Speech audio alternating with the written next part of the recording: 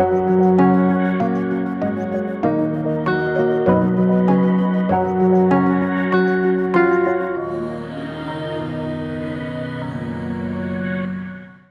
പേര് ജുബി ജെയിൻ. ഞാൻ ബാംഗ്ലൂരിൽ നിന്ന് വരുന്നു. ഇതെൻ്റെ മമ്മിയും എൻ്റെ 2 കുഞ്ഞുങ്ങളുമാണ്. ആദ്യം തന്നെ ഈശോയ്ക്കും അമ്മ മാതാവിനും കോടാനുകൂടി നന്ദി പറയുന്നു, എന്നെ ഈ തിരുവൽത്താരയിൽ കയറി നിർത്തി സാക്ഷ്യം പറയാൻ സാധിച്ചതിന്. ഞാൻ ആദ്യമായിട്ട് ഉടമ്പടി എടുത്തത് 2019 ഡിസംബർ 21 ആണ്. പക്ഷേ കോവിഡിൻ്റെ ആ ഒരു കാലഘട്ടത്തിൽ ഞാൻ ഉടമ്പടിയിൽ നിന്നെല്ലാം മാറിപ്പോയെങ്കിലും ഞാൻ വീണ്ടും അത് പുതുക്കി 2022 മെയ് 8 വീണ്ടും റിന്യൂ ചെയ്തപ്പോൾ തൊട്ട് ഞാൻ ആത്മീയമായിട്ടുള്ള ആ ഒരു വിശദീകരണവും ജീവിത നവീകരണവും എനിക്കുണ്ടായി.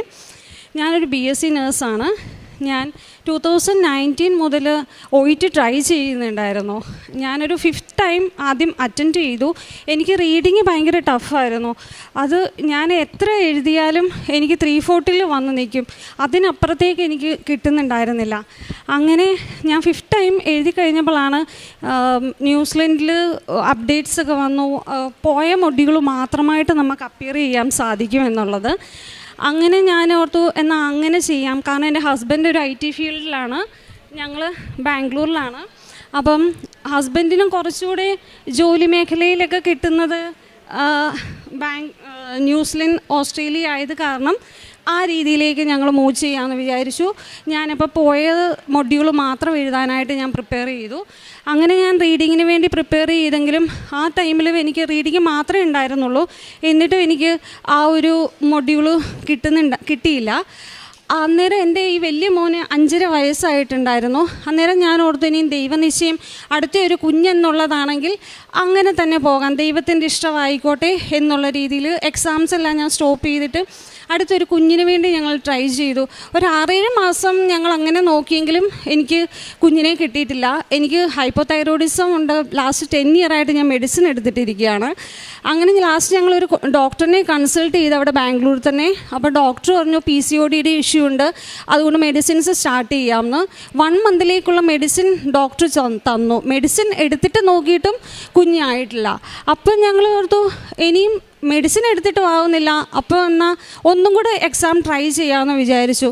ആ തവണ ഞാൻ എക്സാമിന് പോയത് അങ്ങനെ അത്ര പ്രിപ്പയർഡ് അല്ലായിരുന്നു. നേരത്തേൻ്റെയൊക്കെ ഓർമ്മ വെച്ചിട്ട് ഞാൻ പോയി എക്സാം എഴുതി. ഞാൻ നമ്മുടെ നേർച്ച വസ്തുക്കളെല്ലാം ഉപയോഗിച്ചിരുന്നു. വിശുദ്ധ തൈലം കൊണ്ട് കുരിശ് വരച്ച് കയറി.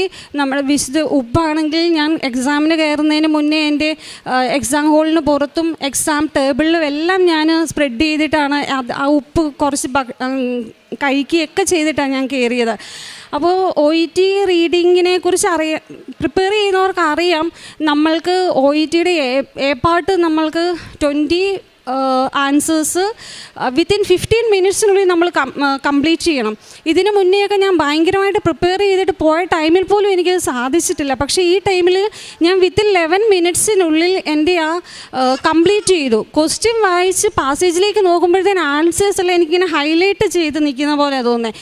അങ്ങനെ ഞാൻ ക്ലോക്കിലേക്ക് നോക്കിയപ്പോൾ ഞാൻ വിചാരിച്ചു ഈ ക്ലോക്ക് തെറ്റായിരിക്കും, അല്ലാണ്ട് എന്നെക്കൊണ്ട് സാധിക്കില്ല ഇങ്ങനെ വിത്തിൻ 11 മിനിറ്റ്സിനുള്ളിൽ ഇത് കംപ്ലീറ്റ് ചെയ്യാനായിട്ട്. കാരണം അതിനും കുറേ വർഷങ്ങളായിട്ട് ഞാനത് ട്രൈ ചെയ്തുകൊണ്ടിരിക്കുകയാണല്ലോ. ലാസ്റ്റ് ഞാൻ ബാക്കി ടൈം വെച്ചിട്ട് ഒന്നും കൂടെ ക്വസ്റ്റ്യൻസ് എല്ലാം നോക്കിയപ്പം എൻ്റെ അതെല്ലാം കറക്റ്റാണ്. അപ്പോൾ എനിക്ക് 100% ഷുവറാണ് ആ 20 മാർക്സ് എനിക്ക് അവിടെ കിട്ടുമെന്നുള്ളത്. പക്ഷേ B പാർട്ടും C പാർട്ടും എനിക്ക് കുറച്ച് ടഫായിരുന്നു. C പാർട്ട് എനിക്ക് ഭയങ്കര ടഫായിരുന്നു. ഞാൻ വെറുതെ കറക്കി കുത്തി ടൈം തീരാൻ പോയപ്പോഴത്തേനും വെറുതെ ഇങ്ങനെ ABCD ഇങ്ങനെ മാർക്ക് ചെയ്ത് അങ്ങനെ പോയി. റിസൾട്ട് വന്നപ്പോൾ അത്ഭുതകരമായിട്ട് എനിക്ക് കിട്ടേണ്ട സ്കോറിനേക്കാട്ടിൽ കൂടുതൽ കിട്ടി. ഞാൻ റീഡിങ് പാസ്സായി. അങ്ങനെ പിന്നെ ഞങ്ങൾ ന്യൂസിലൻഡിൻ്റെ പേപ്പർ വർക്ക് സ്റ്റാർട്ട് ചെയ്യാം എന്നുള്ള രീതിയിൽ മൂവ് ചെയ്തു. അപ്പം ഞാൻ ഓർത്തു ദൈവം ഉദ്ദേശിക്കുന്ന ഇനിയും ജോലി കിട്ടിയിട്ട് കുഞ്ഞെന്നുള്ള രീതിയിലാണ്, കാരണം എക്സാം ക്ലിയർ ആയല്ലോ, അങ്ങനെ ഒരു രീതിയിലേക്ക് പോയി. പക്ഷേ ഞാൻ പേപ്പർ വർക്ക് സ്റ്റാർട്ട് ചെയ്യാൻ തുടങ്ങി. ഏജൻസിക്കാരെ എല്ലാം വിളിച്ചപ്പോഴാണ് ഞാൻ അറിയുന്നത് എൻ്റെ നഴ്സിംഗ് രജിസ്ട്രേഷൻ സർട്ടിഫിക്കറ്റ് എക്സ്പയർ ആയിട്ടിരിക്കുകയാണ്. ആക്റ്റീവായിട്ടുള്ളൊരു രജിസ്ട്രേഷൻ സർട്ടിഫിക്കറ്റ് ഇല്ല, നമുക്ക് പ്രോസസ്സിങ് സ്റ്റാർട്ട് ചെയ്യാൻ പറ്റില്ല എന്ന് കൺസൾട്ടൻസിക്കാർ പറഞ്ഞു. അങ്ങനെ ഞാൻ ബാംഗ്ലൂരിലായത് കാരണം അവിടെയാണ് പഠിച്ചത്. ഞാൻ കർണാടക നഴ്സിംഗ് കൗൺസിൽ എൻ്റെ രജിസ്ട്രേഷൻ സർട്ടിഫിക്കറ്റ് റിന്യൂ ചെയ്യാൻ പോയി. അവിടെ ചെന്ന് കഴിഞ്ഞപ്പോൾ കുറേ ഇഷ്യൂസ്, അവർ സർട്ടിഫിക്കറ്റ് 4-5 മാസമായിട്ട് ആർക്കും കൊടുക്കുന്നുണ്ടായിരുന്നില്ല. ഞാൻ അതിൻ്റെ പുറകെ കുറേ നടന്നു. 4 to 5 months എൻ്റെ വേസ്റ്റ് ആയിപ്പോയി. കുറേ കൺസൾട്ടൻസിക്കാർ എൻ്റെ അടുത്ത് പറഞ്ഞു ഇയാൾക്ക് പോകാനേ പറ്റില്ല എന്ന്. അപ്പോൾ എനിക്ക് ഭയങ്കര ഡിപ്രഷനായിപ്പോയി. ഈ ഒരു OET ക്ലിയർ ആവാൻ ഞാൻ 4-5 വർഷം കൊണ്ടാണ് അതൊന്ന് ക്ലിയർ ആയി എടുത്തത്. എന്നിട്ട് അത്രയും എത്തിയിട്ട് എനിക്ക് വീണ്ടും തടസ്സമാണല്ലോ ദൈവമേ എന്ന് അപ്പം ഞാൻ ഉദ്ദേശിച്ചു. അന്നേരമാണ് ഞാൻ ഓർക്കുന്നത്, എൻ്റെ കേരളയുടെ നഴ്സിംഗ് കൗൺസിലിൻ്റെ രജിസ്ട്രേഷൻ സർട്ടിഫിക്കറ്റ് എൻ്റെ കയ്യിലുണ്ട്. അത് എക്സ്പയർ ആണ്, പക്ഷേ അത് റിന്യൂ ചെയ്യാൻ കൊടുത്താൽ വിത്തിൻ 1 month നമുക്ക് കിട്ടും. അങ്ങനെ ഞാൻ ഇരിക്കുന്ന സമയത്ത് എൻ്റെ ഒരു ഫ്രണ്ട് എന്നെ വിളിച്ചു. അപ്പോൾ ഞാൻ ഇവിടുത്തെ ഉടമ്പടി ധ്യാനം കൂടിക്കൊണ്ടിരിക്കുകയായിരുന്നു ചൊവ്വാഴ്ചത്തെ. ആ സമയത്ത് വിളിച്ച് എന്തായി ചേച്ചി കാര്യങ്ങൾ ചോദിച്ചപ്പോൾ ഞാൻ പറഞ്ഞു എനിക്ക് പോകാൻ പറ്റില്ല എന്ന്. ആ കൺസൾട്ടൻസിക്കാർ പറയുന്നേ എനിക്ക് സർട്ടിഫിക്കറ്റ് കിട്ടുന്നില്ല എന്ന്. അപ്പോൾ ആ കുട്ടി എനിക്കൊരു നമ്പർ തന്നിട്ട് പറഞ്ഞു ഞാനൊരു ഏജൻസി തരാം, അന്നേരം എനിക്ക് ആ നമ്പറിലേക്ക് വിളിക്കാൻ പറഞ്ഞു. എന്നിട്ട് ഞാൻ വിളിച്ച് ദൈവനിശ്ചയമാണെങ്കിൽ മാത്രം, അല്ലെങ്കിൽ കൺസൾട്ടൻസിക്കാർ ഓരോന്ന് പറഞ്ഞ് പൈസ എൻ്റെ കയ്യിൽ നിന്ന് വാങ്ങിച്ചിട്ട് അവസാനം പോകാൻ പറ്റിയില്ലെങ്കിലോ എന്ന് വിചാരിച്ചിട്ട് ഞാൻ അങ്ങനെ പ്രാർത്ഥിച്ചിട്ടാണ്. അപ്പോൾ ആ പുള്ളി എൻ്റെ അടുത്ത് പറഞ്ഞു യാതൊരു കുഴപ്പമില്ല, സർട്ടിഫിക്കറ്റ് കിട്ടിയാൽ അപ്പം തരാം, അന്ന് തന്നെ നമുക്ക് സ്റ്റാർട്ട് ചെയ്യാം എന്നിങ്ങനെ പറഞ്ഞു. അങ്ങനെ വിത്തിൻ 1 month തന്നെ എൻ്റെ കേരള നഴ്സിംഗ് രജിസ്ട്രേഷൻ സർട്ടിഫിക്കറ്റ് കിട്ടി. അത് ഞാൻ പഠിച്ചിറങ്ങിയ സമയത്ത് ഞാൻ വെറുതെ എടുത്ത് വെച്ചതാണ്. ഇപ്പോഴാണ് റൂള് വന്നത് അറ്റ് എ ടൈം നമുക്കൊരു സർട്ടിഫിക്കറ്റ് ആക്റ്റീവായിട്ടിരിക്കാൻ പാടില്ല. അന്ന് അങ്ങനെ ഒരു റൂൾ ഇല്ലാത്ത സമയത്ത് ഞാൻ എടുത്തു വെച്ചാൽ. ഇപ്പം എനിക്ക് മനസ്സിലായി അന്ന് എന്നെക്കൊണ്ട് എന്തിനാണ് ദൈവം അത് എടുത്തു വെപ്പിച്ചതെന്ന്. പിന്നീടാണ് എനിക്കത് വ്യക്തമായത്. അങ്ങനെ പേപ്പർ വർക്ക് സ്റ്റാർട്ട് ചെയ്തു, CGFNS സബ്മിറ്റ് ചെയ്തു. അത് അപ്പോൾ കൺസൾട്ടൻസിക്കാർ പറഞ്ഞു 2 to 3 months എടുക്കുമെന്ന് പറഞ്ഞു. പക്ഷേ ഞാൻ ഡേറ്റ് ഇട്ട് പ്രാർത്ഥിച്ചു. February 29, 2024 ഡേറ്റ് ഇട്ടു. അതിൽ നമ്മുടെ വിശുദ്ധ തൈലം ഉപയോഗിച്ച് ബ്ലെസ് ചെയ്ത് ഞാൻ രാവിലെ പ്രതിഷ്ഠീകരണ പ്രാർത്ഥനയുടെ കൂട്ടത്തിൽ പ്രാർത്ഥിച്ച് 28th February എൻ്റെ CGFNS കംപ്ലീറ്റ് ആയി. അത് കഴിഞ്ഞപ്പോൾ എനിക്ക് ഭയങ്കര സന്തോഷമായി, പെട്ടെന്ന് തന്നെ പേപ്പർ വർക്ക് ആകുന്നുണ്ടല്ലോ എന്ന്. ഡിക്ലറേഷൻ ഫോമാണ് നെക്സ്റ്റ് വരേണ്ടത്, DL. അതിന് വേണ്ടിയിട്ട് ഞാൻ വെയിറ്റ് ചെയ്തു. ആ സമയത്ത് ഞങ്ങൾക്കിങ്ങനെ ഈ ന്യൂസിലൻഡിലേക്ക് പോകുന്നതിൻ്റെ ഒരു ഗ്രൂപ്പുണ്ട്. ആ ഗ്രൂപ്പിലപ്പം ഇങ്ങനെ എല്ലാവരും പറയുന്നുണ്ട് കേസ് മാനേജറിനെ കിട്ടാനും DL കിട്ടാനും ഒക്കെ ഭയങ്കര ബുദ്ധിമുട്ടാണ്, ഭയങ്കര ഡിലേ ആണ്, 8 to 9 months ഒക്കെ എടുക്കുന്നു എന്ന്. അന്നേരം ഞാൻ ഓർത്തു കർത്താവേ വീണ്ടും ഇനിയും പരീക്ഷണമാണല്ലോ എന്നുള്ള രീതിയിലേക്ക് വന്നു. ആ സമയത്ത് എൻ്റെ ഈ മോന് അവൻ ഇച്ചിരി സൈലൻ്റാണ്, ഇച്ചിരി സ്പീച്ച് ഡിലേ ഒക്കെ ഉണ്ട്. ആ സമയത്ത് കുഞ്ഞിൻ്റെ സമ്മർ വെക്കേഷൻ ടൈം ആയപ്പോൾ അവന് സ്കൂളിൽ സമ്മർ ക്യാമ്പ് ഉണ്ടായിരുന്നു.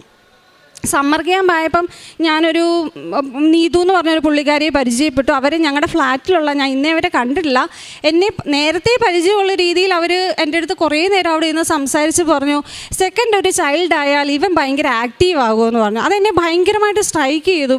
ബിക്കോസ് എൻ്റെ അടുത്ത് നേരത്തെ ഒത്തിരി പേരൊക്കെ അടുത്തൊരു കുഞ്ഞിനെക്കുറിച്ച് പറഞ്ഞിട്ടുണ്ടെങ്കിലും എനിക്ക് അന്നേരം ഒന്നും തോന്നാത്ത ആ ഒരു ഇതെൻ്റെ മനസ്സിലേക്ക് പെട്ടെന്ന് വന്നു. അവരുടെ മോൻ അങ്ങനെയായിരുന്നു, ഭയങ്കര സൈലൻ്റ് ആയിരുന്നു. സെക്കൻഡ് ചൈൽഡ് ആയപ്പോൾ അവൻ ഭയങ്കര ആക്റ്റീവായെന്ന് പറഞ്ഞു. അപ്പം ഞാൻ ഹസ്ബൻഡിൻ്റെ അടുത്ത് വന്ന് പറഞ്ഞു. അപ്പോൾ ഹസ്ബൻഡ് പറഞ്ഞു ഈ പേപ്പർ വർക്കിൻ്റെ ഇടയ്ക്ക് ക്യാരിയിങ് ആയിട്ടുണ്ടെങ്കിൽ അതിന് എന്തെങ്കിലും ഇഷ്യൂ ആകുമോ എന്നുള്ളത്. അങ്ങനെ ഞാൻ എൻ്റെ കൺസൾട്ടൻസിക്കാരെ വിളിച്ചിങ്ങനെ ചോദിച്ചു. അതൊരു മെയിലാണ്. എനിക്ക് ആക്ച്വലി പുള്ളിയോട് ഓപ്പണായിട്ട് ചോദിക്കാനൊരു മടി ഉണ്ടായിരുന്നു. അതുകൊണ്ട് ഞാൻ 2 ദിവസം വെയിറ്റ് ചെയ്ത് ലാസ്റ്റ് ഞാൻ ചോദിച്ചു കഴിഞ്ഞപ്പോൾ കേട്ട വഴി പുള്ളി എൻ്റെ അടുത്ത് പറയുന്നത് അയ്യോ നിങ്ങൾക്ക് അങ്ങനെ ഒരു ആഗ്രഹം ഉണ്ടെങ്കിൽ അതായിട്ട് മുന്നോട്ട് പോകും, ജോലിയൊക്കെ നമുക്ക് ഏത് സമയവും കിട്ടും, കുഞ്ഞുങ്ങൾ അങ്ങനെയല്ല എന്ന് പറഞ്ഞു. അത് കേട്ടപ്പോൾ എനിക്ക് ഭയങ്കര സന്തോഷമായി. അപ്പം ഞങ്ങൾ ഓർത്തു അതിന് മുന്നേ മെഡിസിൻ എടുത്തിട്ടും 6 to 7 months നോക്കിയിട്ടൊന്നും കുഞ്ഞായിട്ടുണ്ടായിരുന്നില്ലല്ലോ. അത് കാരണം ഞാൻ ഓർത്തെന്നാൽ ഒരു ഡോക്ടറിനെ കൺസൾട്ട് ചെയ്യാമെന്ന് വിചാരിച്ചു. ഡോക്ടറിനെ കൺസൾട്ട് ചെയ്യാൻ വെച്ചു. ഈ സെയിം ഡോക്ടറിനെ തന്നെ ഞാൻ പോയി കണ്ടു. അപ്പോൾ ഡോക്ടർ എൻ്റെ അടുത്ത് പറഞ്ഞു ഒരു കാര്യം ചെയ്യ്, അന്ന് തന്ന മെഡിസിൻ തന്നെ ഞാൻ തരാം, പക്ഷേ ഇപ്പം കുറേ ഫർദർ ഇൻവെസ്റ്റിഗേഷൻസ് ഒക്കെ ചെയ്യേണ്ട വരും, എന്നിട്ട് നമ്മൾക്ക് ആവുന്നില്ല എന്നുണ്ടെങ്കിൽ ഒരു ഹോർമോണൽ തെറാപ്പിയിലേക്ക് നമുക്ക് പോകാം എന്നിങ്ങനെ. അപ്പോൾ എനിക്ക് തീരെ താല്പര്യം ഉണ്ടായിരുന്നില്ല ഒരു ട്രീറ്റ്മെൻറ്റിലൂടെ അടുത്തൊരു കുഞ്ഞ് വേണം എന്നുള്ളത്. ആ സമയത്ത് ഏപ്രിൽ ലാസ്റ്റൊക്കെ ആയി. ഡോക്ടർ തന്ന മെഡിസിൻ ഞാൻ പകുതി ദിവസം പോലും കഴിച്ചിട്ടില്ല. പക്ഷേ ഞാൻ മാതാവിനോട് പറഞ്ഞു, എനിക്ക് അടുത്ത മാസം മെയ് മാസമാണ് മാതാവിൻ്റെ മാസമാണ്, എനിക്കൊരു കുഞ്ഞിനെ അമ്മ ഈശോയോട് ചോദിച്ച് തന്നേ പറ്റത്തുള്ളൂ. കാരണം ഞാൻ ലേറ്റ് ആവും തോറും എൻ്റെ പേപ്പർ വർക്ക് അടുത്തുകൊണ്ടിരിക്കും. പിന്നീട് ഞാൻ റിഗ്രറ്റ് ചെയ്യാൻ പാടില്ല, എൻ്റെ കുഞ്ഞ് ക്യാരിങ് ആയത് കാരണം എനിക്ക് പോകാൻ പറ്റുന്നില്ലല്ലോ എന്നൊരു വിഷമം എനിക്ക് ഉണ്ടാകരുത്. അത് കാരണം ഞാൻ അമ്മയോട് പറഞ്ഞു, എനിക്ക് ഈ മാസം തന്നെ ഒരു കുഞ്ഞിനെ തരണമെന്ന് പറഞ്ഞ് ഞാൻ രാവിലെ എഴുന്നേറ്റ് പ്രാർത്ഥിച്ച്. അപ്പം ഞാനൊരു ദമ്പതികളുടെ സാക്ഷ്യം കേട്ടിട്ടുണ്ടായിരുന്നു.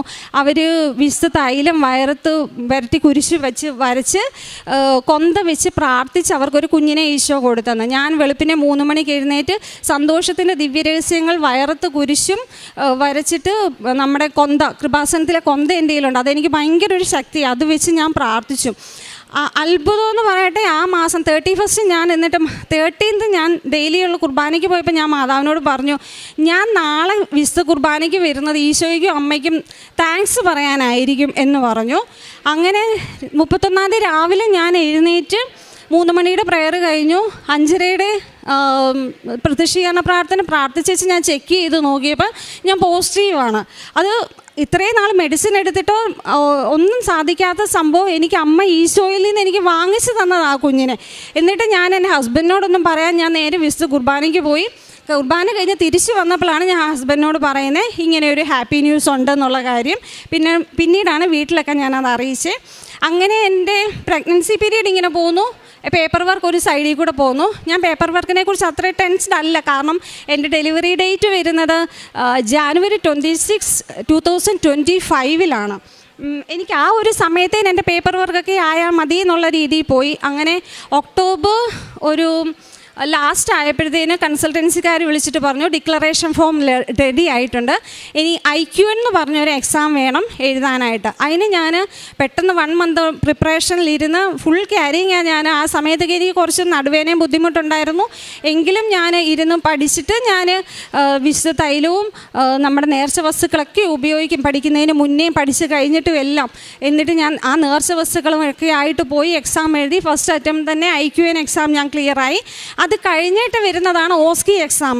അത് ന്യൂസിലൻഡിൽ പോയി എഴുതേണ്ട ഒരു എക്സാമാണ്. അപ്പം ഞങ്ങൾ അതിന് വേണ്ടിയിട്ട് എൻ്റെ ഈ December 5, 2024 ഈ IQN കഴിഞ്ഞപ്പോഴത്തേന് ഞാൻ ഓസ്കിക്ക് ബുക്ക് ചെയ്തു. കാരണം എൻ്റെ ഡെലിവറി ഡേറ്റ് കഴിഞ്ഞ് ഞാൻ March 26, 2025 എന്നുള്ളൊരു ഡേറ്റ് എടുത്തു ഓസ്കിക്ക് വേണ്ടിയിട്ട്. അപ്പോൾ എൻ്റെ കുഞ്ഞുണ്ടായാൽ 1.5 മാസമേ ആകുന്നുള്ളൂ. ഞാൻ അങ്ങനെ ഒരു ഡേറ്റ് എടുക്കാൻ കാരണം March 30 എൻ്റെ വലിയ മോൻ്റെ സ്കൂൾ അടയ്ക്കും. അപ്പം മദറിൻലോ വേണം കുഞ്ഞിനെ നോക്കാൻ നാട്ടിൽ നിന്ന് വരാൻ. അപ്പം മമ്മിക്ക് 2 കുഞ്ഞുങ്ങളെയും കൂടെ ഹാൻഡിൽ ചെയ്യാൻ ബുദ്ധിമുട്ടാണ്. അപ്പോൾ കുഞ്ഞിന് സ്കൂൾ അടയ്ക്കുന്നതിന് മുന്നേ പോയി എക്സാം എഴുതിയിട്ട് വരാൻ വേണ്ടിയിട്ട് ഞാൻ ജസ്റ്റ് ഒരു 10 days വേണ്ടിയിട്ട് ന്യൂസിലൻഡിൽ പോകാനുള്ള പ്രിപ്പറേഷൻ എല്ലാം ചെയ്തു. എനിക്ക് പഠിക്കാൻ ഒട്ടും സമയം ഉണ്ടായിരുന്നില്ല കുഞ്ഞിനെയും കൂടെ വെച്ച്. മമ്മി എൻ്റെ എക്സാമിന് ഒരു 3 weeks മുന്നേ വന്നു. ആ ടൈമിലാണ് ഞാൻ ഇരുന്ന് നോട്ട്സ് എഴുതുന്നതും പ്രിപ്പയർ ചെയ്യുന്നത്. കാരണം എൻ്റെ കൂടെ എക്സാമിന് വരുന്നവരെല്ലാവരും മാസങ്ങളോളം പ്രിപ്പയർ ചെയ്ത് പോയി എഴുതുന്ന ഒരു എക്സാം ഫീ തന്നെ നമുക്ക് 1.75 lakhs ആണ്. പിന്നെ ടിക്കറ്റ്, വിസ എല്ലാം കൂടെ ആയിട്ട് നമുക്കൊരു 3 to 4 lakhs ചിലവ് വരുന്നുണ്ട്. അങ്ങനെയായിട്ട് ഞാൻ ആ എക്സാമിന് പോയി കുഞ്ഞിനെ ഇട്ടിട്ട്. അതിലും അനുഗ്രഹം എന്ന് വെച്ചാൽ 1.5 മാസമുള്ള കുഞ്ഞിനെ ഇട്ടേച്ച് പോകുമ്പോൾ മമ്മിക്ക് ഭയങ്കര ടെൻഷനാണ്, എങ്ങനെ ഞാൻ കുഞ്ഞിനെ ഹാൻഡിൽ ചെയ്യും, കുഞ്ഞാണെങ്കിൽ ബോട്ടിൽ ഫീഡ് പോലും ആ സമയത്തേനാകില്ലല്ലോ എന്നൊക്കെ മമ്മിക്ക് ഭയങ്കര വിഷമമായിരുന്നു. എന്നും വിളിക്കുമ്പോൾ പറയുമായിരുന്നു. പക്ഷേ അവിടെയും ദൈവം എന്നെ കരുതി. എൻ്റെ കുഞ്ഞ് പ്രീ ടൈം ബേബിയാണ്, 35 weeks 33 days ബിഫോർ എൻ്റെ കുഞ്ഞ് ഡെലിവറായി. ഡോക്ടർ പോലും അത് എക്സ്പെക്റ്റ് ചെയ്തില്ല. അതിന് 2 days മുന്നേ എനിക്ക് ചെക്കപ്പിന് ചെന്നപ്പോൾ ഡോക്ടർ പറഞ്ഞായിരുന്നു ഏതായാലും ജാനുവരി ഒരു 2nd week വരെ ഒന്നും ആകത്തില്ല, അത് കഴിഞ്ഞിട്ട് നാട്ടിൽ നിന്ന് മമ്മി വന്നാൽ മതി എന്നൊക്കെ എൻ്റെ അടുത്ത് പറഞ്ഞ്. ഹോസ്പിറ്റലിൽ നിന്ന് വന്ന 2nd day നൈറ്റിൽ കിടന്നുറങ്ങിയപ്പോൾ എനിക്ക് ഭയങ്കര ഒരു ബുദ്ധിമുട്ട് തോന്നി. അപ്പോൾ എനിക്ക് ഫ്ലൂയിഡ് ലീക്കായി ഹോസ്പിറ്റലിൽ പോയി. നാട്ടിൽ നിന്ന് ആരും എത്തിയിട്ടില്ല, എൻ്റെ ഹസ്ബൻഡും വലിയ മോനും മാത്രമേ ഉള്ളൂ. രാത്രി ഞങ്ങൾ ഹോസ്പിറ്റലിൽ ചെന്നു. അവിടെ ചെന്ന് കഴിഞ്ഞപ്പം എനിക്ക് ഡയലേറ്റ് ആവാൻ ഭയങ്കര ബുദ്ധിമുട്ട്. അതുപോലെ തന്നെ എൻ്റെ BP ഭയങ്കരമായിട്ട് ഡൗൺ ആയിട്ട് 60 to 40 ആയി. കുഞ്ഞിൻ്റെ ഹാർട്ട് ബീറ്റ് ആണെങ്കിൽ ഭയങ്കര ഹൈ ആയി, 180, 200 ആ ഒരു റേഞ്ചിലേക്ക് പോന്നു. എനിക്ക് ബ്ലഡ് HB കുറച്ച് കുറവായിരുന്നു. പിന്നെ പെയിൻ സ്റ്റാർട്ട് ആവുന്നില്ല, ഫ്ലൂയിഡ് പോയിക്കൊണ്ടേയിരിക്കുകയാണ്. അപ്പോൾ ഇതെല്ലാം കൂടെ വെച്ചിട്ട് ഡോക്ടർ പറഞ്ഞു മേ ബി ഒരു എമർജൻസി LSGSന് എടുക്കേണ്ടതായിട്ട് വരും. അപ്പോൾ എനിക്ക് ഭയങ്കര സങ്കടമായി. ആദ്യത്തെ എൻ്റെ നോർമൽ ഡെലിവറിയാണ്, നാട്ടിൽ നിന്ന് ആരും വന്നിട്ടില്ല, ഹസ്ബൻഡും കുഞ്ഞും തന്നെയുള്ളൂ, എങ്ങനെ ഇവർ ഹാൻഡിൽ ചെയ്യും എന്നുള്ള. അതുപോലെ കുഞ്ഞ് പ്രീ ടൈം ആയത് കാരണം 2 kg ബിലോ ആണെങ്കിൽ NICUയിൽ എടുക്കുമെന്നൊക്കെ ഇങ്ങനെ പറഞ്ഞു. ആ സമയം എന്നെ ലേബർ റൂമിലേക്ക് ഷിഫ്റ്റ് ചെയ്തപ്പം അവരുടെ യൂണിഫോമും ഒക്കെ ഇടിപ്പിച്ച് എൻ്റെ ഓർണമെൻറ്റ്സ് എല്ലാം വാങ്ങിച്ചപ്പോൾ ഞാൻ എല്ലാം ഊരിക്കൊടുത്തു. പക്ഷേ എൻ്റെ അടുത്തുനിന്ന് നമ്മുടെ കൃപാസനത്തിൽ ജപമാല ചോദിച്ചിട്ട് ഞാൻ കൊടുത്തില്ല. ഞാൻ പറഞ്ഞു ഇത് ഞാൻ തരില്ല, ഇതാ എൻ്റെ ശക്തി, ഇത് എനിക്ക് വേണമെന്ന് പറഞ്ഞു. അപ്പം ബാംഗ്ലൂരിലായത് കാരണം അവർക്ക് എല്ലാ സ്റ്റാഫുമാർക്കും അവർക്കറിയണമെന്നില്ല കൃപാസന മാതാവിൻ്റെ ഈ ജപമാലയെക്കുറിച്ചുള്ള ശക്തി. ഞാൻ പറഞ്ഞു ഇത് എൻ്റെ ധൈര്യം, ഇത് ഞാൻ തരില്ല എന്ന് പറഞ്ഞു. അവിടെ കിടന്ന് എത്ര ജപമാല ചൊല്ലിയെന്ന് അറിയത്തില്ല. അപ്പോൾ ആ സ്റ്റാഫുമാർ പറഞ്ഞു ചേച്ചി ഇത് കയ്യിൽ പിടിച്ചാൽ പെയിൻ വരുമ്പോൾ ചേച്ചി തന്നെ ഇത് താഴെ ഇടും, ഇവിടുത്തെ ഹൗസ് കീപ്പിങ്ങുകാർക്കൊന്നും അറിയില്ല ഇത് എന്നാണെന്ന്, അവരത് അടിച്ചു വാരി ഡസ്റ്റ്ബിന്നിൽ ഇടുമെന്നൊക്കെ പറഞ്ഞു. ഞാൻ പറഞ്ഞില്ല, എന്ത് വന്നാലും ഞാനിത് തരില്ല എന്ന് പറഞ്ഞു. ലാസ്റ്റ് ആ ഭയങ്കര പെയിൻ സ്റ്റാർട്ട് ചെയ്തപ്പോഴത്തേന് ഞാൻ വേഗം അതെടുത്ത് എൻ്റെ കയ്യിലേക്ക് ചുറ്റിയിട്ടു. എൻ്റെ കയ്യിൽ നിന്ന് അത് പോകരുതല്ലോ എന്ന് വിചാരിച്ച് അവിടെ കിടന്ന് ഞാൻ കുറേ കൊന്ത ചൊല്ലി. പെട്ടെന്ന് എനിക്ക് എൻ്റെ ഹസ്ബൻഡിനോടും കുഞ്ഞിനോടും അവർ പറഞ്ഞു 10 o'clock കഴിഞ്ഞ് ഡോക്ടർ വന്നു കഴിഞ്ഞിട്ട് എന്തെങ്കിലും പറയാൻ പറ്റൂ, നിങ്ങൾ പോയി റെസ്റ്റ് എടുത്തോന്ന് പറഞ്ഞ്. ഇവർ രണ്ടുപേരും റൂമിലാണ്, ഞാൻ ഒറ്റയ്ക്ക് ലേബർ റൂമിലും. പെട്ടെന്ന് എനിക്ക് പെയിൻ സ്റ്റാർട്ടായി. ഡയലേറ്റൊക്കെ ആയി. പെട്ടെന്ന് ഡെലിവറായപ്പോൾ കുഞ്ഞ് 2.4 kg. കുഞ്ഞിന് യാതൊരു കോംപ്ലിക്കേഷനും ഉണ്ടായിരുന്നില്ല, എനിക്കും കോംപ്ലിക്കേഷൻ ഇല്ലായിരുന്നു. വിത്തിൻ 3 daysനുള്ളിൽ ഞങ്ങളെ ഡിസ്ചാർജ് ചെയ്ത് ഞങ്ങളെ വീട്ടിലേക്ക് വന്നു. അപ്പം അവിടെയും ദൈവം എന്നെ കരുതി. കാരണം ഞാൻ 1.5 മാസമുള്ള കുഞ്ഞിനെ ഇട്ടിട്ട് പോകണമല്ലോ എന്നുള്ള വിഷമം വന്ന് എനിക്ക് ഞാൻ എക്സാമിന് പോകുമ്പോൾ കുഞ്ഞിന് 2.5 മാസമുണ്ട്. അന്നേരം മമ്മിക്ക് ഇച്ചിരി കൂടെ ഒരു ധൈര്യമായി, കുഞ്ഞിനെ അറ്റ്ലീസ്റ്റ് ഒന്ന് പിടിക്കാനുള്ള പരുവത്തിലേലും കിട്ടിയല്ലോ എന്നുള്ളത്. അങ്ങനെ ഞാൻ എക്സാമിനായിട്ട് പോയി. എൻ്റെ എക്സാം ഈ ഒരു എക്സാം എന്ന് വെച്ചാൽ 10 പേര് എഴുതിയാൽ 2 പേര്, അല്ലെങ്കിൽ മാക്സിമം 3 പേര്, അത്രയും നമ്മൾ പാസ്സാവത്തുള്ളൂ. ഇത്രയും ലക്ഷങ്ങൾ മുടക്കി നമ്മൾ അവിടെ പോയി തിരിച്ച് വന്നേച്ച് 2nd, 3rd അറ്റംപ്റ്റ് 3 അറ്റംപ്റ്റേ ഉള്ളൂ ഈ ഒരു എക്സാമിന്. പലരും 3rd അറ്റംപ്റ്റ് വരെ ക്ലിയർ ആകാതെ ഇതാകുന്നുണ്ട്. ആ ഒരു അവസ്ഥയിൽ ഞാനാണെങ്കിൽ എക്സാമിന് വേണ്ടിയിട്ട് പോയി. അത്ഭുതമെന്ന് പറയട്ടെ, ഫസ്റ്റ് അറ്റംപ്റ്റിൽ തന്നെ ഞാൻ എൻ്റെ OSCE ക്ലിയറായി. എന്നെ സംബന്ധിച്ചിടത്തോളം ഞാൻ ഒട്ടും കോൺഫിഡൻ്റ് ആയിട്ടുള്ളൊരു വ്യക്തിയല്ല. അവർക്കെന്ന് വെച്ചാൽ നമ്മൾ ഭയങ്കര കോൺഫിഡൻ്റ് ആയിരിക്കണം. അവരുടെ ഒരു കെയറാണ് അവർ ആഗ്രഹിക്കുന്നത് നമ്മളിൽ നിന്ന്. നമ്മൾ ഇന്ത്യയെ പഠിച്ച് ഇന്ത്യയെ ജോലി ചെയ്യുന്ന ഒരു വ്യക്തിക്ക് ഒരിക്കലും ന്യൂസിലൻഡിൻ്റെ അവരാഗ്രഹിക്കുന്ന രീതിയിൽ ഒരു കെയർ കൊടുക്കുക എന്ന് വെച്ചാൽ ഭയങ്കര ഒരു ചലഞ്ചായിട്ടുള്ളൊരു സംഭവമാണ്.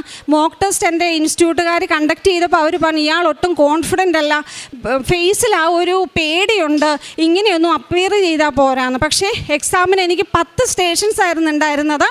അപ്പോഴും ഞാൻ എൻ്റെ നേർച്ച വസ്തുക്കളല്ല വിസ ഡിക്ലെയർ ചെയ്തപ്പോഴേ അവർ പറഞ്ഞു റിലീജിയസ് ഐറ്റംസ് ഒന്നും തന്നെ കൊണ്ടുവരാൻ പറ്റത്തില്ല എന്ന്. കാരണം ഈ യൂറോപ്യൻ കൺട്രിയിൽ അവരുടേതായിട്ടുള്ള കുറേ റെസ്ട്രിക്ഷൻസ് ഒക്കെ ഉണ്ടല്ലോ. എന്നിട്ട് ഞാൻ എൻ്റെ അന്ന് എക്സാമിന് ഇടേണ്ട യൂണിഫോമിൻ്റെ പാൻറ്റിൽ നമ്മുടെ നേർച്ച വസ്തുവായ വിസ ഉപ്പ് കുറച്ച് ഇങ്ങനെ സ്പ്രെഡ് ചെയ്തിട്ടു. ആരെങ്കിലും പോക്കറ്റിൽ കൈയിട്ടാൽ പോലും കിട്ടരുതെന്നുള്ള രീതിയിൽ. അതുപോലെ ഒരു കുഞ്ഞി കാശ് ഉടമ്പടി കാശ് രൂപ ഇച്ചിരി വലുതല്ലേ, അപ്പോൾ അത് ഇവർ പെട്ടെന്ന് നോട്ടീസ് ചെയ്യും. അതുകൊണ്ട് കുഞ്ഞി കാശ് രൂപ ഉണ്ടായിരുന്നു, അത് എൻ്റെ പാൻറ്റിൻ്റെ പോക്കറ്റിൽ വിട്ടിട്ടാണ് ഞാൻ പോകുന്നത്. ഞാൻ എന്നിട്ട് ആ എക്സാമിന് അപ്പിയർ ചെയ്തു. എനിക്ക് ഫസ്റ്റ് അറ്റംപ്റ്റ് ഞാനല്ല അവിടെ പ്രസൻറ്റ് ചെയ്തത്. കാരണം എനിക്ക് പഠിച്ചാൽ എന്തെങ്കിലും ഞാൻ പറയും, അതല്ലാണ്ട് ഉണ്ടാക്കി പറയാനായിട്ടുള്ളൊരു ടാലൻ്റ് ഉള്ള വ്യക്തിയല്ല ഞാൻ. ഞാൻ ഈ 10 സ്റ്റേഷൻസ് ഭയങ്കര എനിക്ക് എക്സാം കഴിഞ്ഞപ്പോൾ എനിക്ക് തന്നെ മനസ്സിലായി അത് ഞാനല്ല പറഞ്ഞേന്ന്. എനിക്ക് പ്രിപ്പയർ ചെയ്തതിനേക്കാളും പുതിയ പോയിൻറ്റ്സ് ഇങ്ങനെ വന്നുകൊണ്ടിരിക്കും എൻ്റെ മനസ്സിൽ. ആ ഒരു രീതിയിൽ ഞാൻ 10 സ്റ്റേഷൻസ് കംപ്ലീറ്റ് ചെയ്തു. എങ്കിലും ജയിക്കും എന്നുള്ളൊരു ഉറപ്പില്ല. കാരണം അവരുടെ ക്രൈറ്റീരിയ എന്താണെന്ന് എനിക്കറിയില്ല. അവർ ഡിസ്ക്ലോസ് ചെയ്തില്ല നമ്മളുടെ അടുത്ത് അവരുടെ ഇവാലുവേഷൻ ക്രൈറ്റീരിയ. ഒത്തിരി പേര് ഫെയിലാകുന്നു, അത്രേ നമുക്കറിയുന്നുള്ളൂ. അപ്പം അത്രയ്ക്ക് തന്നെ ഫെയിലിയർ റേറ്റ് ഉള്ള ഒരു എക്സാമിന് ഫസ്റ്റ് അറ്റംപ്റ്റിൽ എൻ്റെ അമ്മ മാതാവ് ഈശോയും കൂടെ എൻ്റെ കൂടെ വന്ന്, അത് ഇവിടെയല്ല ന്യൂസിലൻഡിൽ എൻ്റെ കൂടെ വന്ന് എന്നെ പാസ്സാക്കി. അതെനിക്ക് ഭയങ്കര ഒരു അനുഗ്രഹമായിരുന്നു.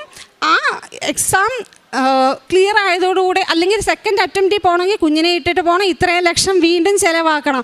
അങ്ങനെയൊന്നും ഒരിട വരുത്താതെ ഞാൻ ക്ലിയറായി. എന്നിട്ട് ഞാൻ ന്യൂസിലൻഡ് രജിസ്ട്രേഷന് വേണ്ടിയിട്ട് അപ്ലൈ ചെയ്തു. വിത്തിൻ 1 വീക്കിനുള്ളിൽ എൻ്റെ ന്യൂസിലൻഡ് രജിസ്ട്രേഷൻ എനിക്ക് ക്ലിയറായി വന്നു. അത് വെച്ചിട്ട് ഞാൻ ഓസ്ട്രേലിയൻ രജിസ്ട്രേഷൻ അപ്ലൈ ചെയ്തു. ഇപ്പോൾ എനിക്ക് 2 കൺട്രിയുടെയും നഴ്സിംഗ് രജിസ്ട്രേഷൻസ് എനിക്ക് ക്ലിയറായി കിട്ടിയിട്ടുണ്ട്. എനിക്ക് ജോലിയായിട്ടില്ല, കുറേ അപ്ലൈ ചെയ്തു, റിജക്ഷനാണ്. എന്നാലും എനിക്ക് സങ്കടമില്ല. കാരണം ബിഗ് സീറോയിൽ കിടന്ന് എന്നെ ഇത്രത്തോളം കൊണ്ടുവന്ന് എൻ്റെ ഒരു കഴിവ് കൊണ്ടല്ല. ഞാൻ എൻ്റെ ഓസ്കയുടെ റിസൾട്ട് വന്നപ്പോഴും ഞാൻ പറഞ്ഞത് എൻ്റെ കഴിവല്ല, ഈശോയുടെ കരുണ കൃപ ഒന്നുകൊണ്ട് മാത്രം ഞാൻ പാസ്. ഞാൻ എൻ്റെ ഫ്രണ്ട്സിനൊക്കെ മെസ്സേജ് അയച്ചത് അങ്ങനെ പറഞ്ഞിട്ടാണ്. പക്ഷേ ഞാനിപ്പോൾ ഇതിവിടെ പറയുന്നെങ്കിൽ എൻ്റെ ഫാമിലിയിലോ എൻ്റെ ഫ്രണ്ട്സിനോ എൻ്റെ നൈബേഴ്സിനോ ആർക്കും അറിയില്ല ഞാൻ ഈ ഒരു എക്സാം എഴുതിയ കാര്യം. കാരണം എനിക്ക് ഇവിടെ വന്ന് ഇത് സാക്ഷ്യപ്പെടുത്തിയതിന് ശേഷം മറ്റുള്ളവരോട് പറയണമെന്നായിരുന്നു എനിക്ക് ആഗ്രഹം. അങ്ങനെ ഈശോയും അമ്മയും തന്ന വലിയ കൃപയ്ക്ക് ഞാൻ കോടാനുകോടി നന്ദി പറയുന്നു. ഞാൻ കാരുണ്യപ്രവൃത്തിയായിട്ട് ചെയ്യുന്നത്, ഞാൻ പ്രേക്ഷിത പ്രവൃത്തിയായിട്ട് പത്രം വാങ്ങിച്ചിട്ട് ബാംഗ്ലൂരിൽ കൊണ്ടുപോയി ഞാൻ ഇംഗ്ലീഷ്, തമിഴ്, കന്നഡ പത്രങ്ങളൊക്കെയാണ് വാങ്ങിച്ചിട്ട് പോകുന്നത്. അത് ഞാൻ അവിടെ പോയി പള്ളികളിലൊക്കെ പറഞ്ഞ് ഞാൻ കൊടുക്കും. കാരണം മലയാളീസിനറിയാം കൃപാസനമെന്ന് പറഞ്ഞാൽ, പക്ഷേ മറ്റ് സ്റ്റേറ്റിലുള്ളവർക്കൊന്നും അത്ര അറിയില്ല. അപ്പോൾ അവരോട് പറഞ്ഞാണ് ഞാനത് അവർക്കെല്ലാം കൊടുക്കുന്നത്. അതോടൊപ്പം തന്നെ കാരുണ്യപ്രവൃത്തിയായിട്ട് ഞങ്ങളുടെ ബാംഗ്ലൂരിൽ തന്നെ അടുത്ത് ഓൾഡ് ഏജ് ഹോമും പിന്നെ ആണെങ്കിൽ ഈ ഫിസിക്കലി ചലഞ്ചഡ് ആയിട്ടുള്ള കുഞ്ഞുങ്ങളെ നോക്കുന്ന ഒരു സ്ഥാപനമുണ്ട്. അവിടെ പോയി അവർക്ക് വേണ്ട സാധനങ്ങൾ വാങ്ങിച്ചു കൊടുക്കാറുണ്ട്. എനിക്കിപ്പോൾ ഡെലിവറി ആയി കുഞ്ഞിനെ കൊണ്ട് പോകാൻ പറ്റുന്നില്ല. അപ്പം അച്ഛനൊരിക്കലും പറഞ്ഞിട്ടുണ്ട്, നമ്മൾ ഒരാളെ പഠിപ്പിച്ചു കൊടുക്കുന്നത് ഒരു കാരുണ്യ പ്രവൃത്തിയാണെന്നുള്ളത്. അപ്പം ഞാൻ OET പഠിച്ചിട്ടുണ്ട്, IQN പഠിച്ചു, ഓസ്കി പഠിച്ചു. ഞാൻ ഓസ്കി ക്ലിയർ ആയപ്പോൾ തന്നെ എനിക്ക് അറിയാൻ മേലാത്ത കുറേ കുട്ടികൾ എന്നെ കോണ്ടാക്റ്റ് ചെയ്തു. ആ ഗ്രൂപ്പിൽ എൻ്റെ ലിസ്റ്റ് വന്നു എൻ്റെ പേര്. എന്നിട്ട് എക്സാമിനെ കുറിച്ചുള്ള ടിപ്സ് അങ്ങനെ കാര്യങ്ങളെല്ലാം ചോദിച്ചു. കുഞ്ഞിനെ വെച്ച് എനിക്ക് ബുദ്ധിമുട്ടാണെങ്കിൽ പോലും അവരുടെ ഫുൾ ഡൗട്ട്സ് ഞാൻ ക്ലിയർ ചെയ്ത് കൊടുത്ത് ഞാൻ അങ്ങനെ ഒരു കാരുണ്യപ്രവൃത്തി ചെയ്യുന്നു. പിന്നെ ആരെന്ത് സഹായം എൻ്റെ അടുത്ത് ചോദിച്ചാലും ഇപ്പം എൻ്റെ കയ്യിലില്ലെങ്കിൽ പോലും ഞാനതെങ്ങനെയെങ്കിലും റെഡിയാക്കി അവർക്ക് കൊടുക്കും. എൻ്റെ കൂടെ എക്സാമിന് വന്ന ചേച്ചിക്ക് സെക്കൻഡ് അറ്റംപ്റ്റിൽ പോകേണ്ടതായിട്ട് വന്നു. അപ്പോൾ ചേച്ചിക്ക് ടിക്കറ്റ് എടുക്കാൻ ക്യാഷ് ഉണ്ടായിരുന്നില്ല. ചേച്ചിക്ക് എന്നോട് ചോദിക്കാനും മടി. അങ്ങനെ ചേച്ചി എക്സാമിന് പോകുന്നില്ല എന്നും പറഞ്ഞ് വിഷമിച്ചിരുന്ന സമയത്ത് ചേച്ചിക്ക് ഞാൻ ടിക്കറ്റ് എടുത്തു കൊടുത്തു. കടമായിട്ടാണെങ്കിൽ പോലും എന്നെക്കൊണ്ടാവുന്ന സഹായങ്ങൾ ഞാൻ മറ്റുള്ളവർക്ക് വേണ്ടി ചെയ്തു കൊടുക്കാറുണ്ട്. പിന്നെയും ഉടമ്പടിയിലേക്ക് വന്നതിന് ശേഷം എനിക്ക് അച്ഛൻ പറയും നമ്മൾ വിട്ടുകൊടുത്ത് പ്രാർത്ഥിക്കണം. അതെനിക്ക് ആദ്യം അത്രയങ്ങ് ഡൈജസ്റ്റ് ആവുന്നുണ്ടായിരുന്നില്ല. നമ്മൾ പ്രാർത്ഥിക്കുന്നുണ്ട്, പിന്നെ എന്താ ഈശോയ്ക്ക് തന്നാൽ എന്നുള്ളൊരു രീതിയായിരുന്നു. പിന്നെ എൻ്റെ കാര്യങ്ങളെല്ലാം ഞാൻ ഉദ്ദേശിക്കുന്ന സമയത്തല്ല, ഈശോ ക്രമപ്പെടുത്തി നടത്തിയപ്പോഴത്തേന് എനിക്ക് മനസ്സിലായി ദൈവത്തിൻ്റെ സമയത്തിന് വേണ്ടി നമ്മൾ എങ്ങനെ വെയിറ്റ് ചെയ്യണമെന്നുള്ളത്. ഇപ്പം അത് കാരണം എനിക്ക് ജോലി ആയിട്ടില്ല, പക്ഷേ എനിക്ക് സങ്കടമില്ല. കാരണം ഇത്രത്തോളം കൊണ്ടുവന്ന ദൈവം എനിക്ക് അത് തരുമെന്ന് എനിക്ക് 101% എനിക്ക് ഉറപ്പാണ്. ആത്മീയമായിട്ടുള്ള വിശദീകരണം, ഡെയിലിയുള്ള വിശുദ്ധ കുർബാന, അതുപോലെ കുംഭസാരം, കുടുംബ പ്രാർത്ഥന, ഇതിലൊക്കെ ഈശോ എന്നെ ഒത്തിരി ഉയർത്തി. ഒരു ദിവസം എൻ്റെ പ്രെയർ മുടങ്ങിയപ്പോൾ എനിക്ക് ഭയങ്കര സങ്കടമാണ്. അയ്യോ ഇന്ന് പ്രാർത്ഥിച്ച് ആ ഒരു കുറ്റബോധമൊക്കെ എനിക്ക് വന്നു. നേരത്തെ അങ്ങനെ ഒരു പ്രശ്നം ഉണ്ടായിരുന്നില്ല. ഒരു ദിവസം പ്രാർത്ഥിച്ചില്ലേ ആ ഒരു രീതിയായിരുന്നു. അതിൽ നിന്നെല്ലാം ദൈവം എന്നെ ഒത്തിരി ഉയർത്തി. അതാണ് എനിക്ക് കൂടുതൽ സന്തോഷം. ആത്മീയമായിട്ട് എനിക്ക് ഉയരാനായിട്ട് സാധിച്ചു. എനിക്ക് ബാക്കി തന്ന നന്മയെക്കാട്ടിലും അതാണ് എനിക്ക് ഭയങ്കരമായിട്ടൊരു സന്തോഷം തരുന്നത്. അപ്പോൾ ഈശോയും അമ്മയും നൽകിയ ഈ കോടാനുകോടി നന്ദികൾക്ക് കോടാനുകോടി അനുഗ്രഹങ്ങൾക്ക് ഒരിക്കൽ കൂടെ നന്ദി പറയുന്നു.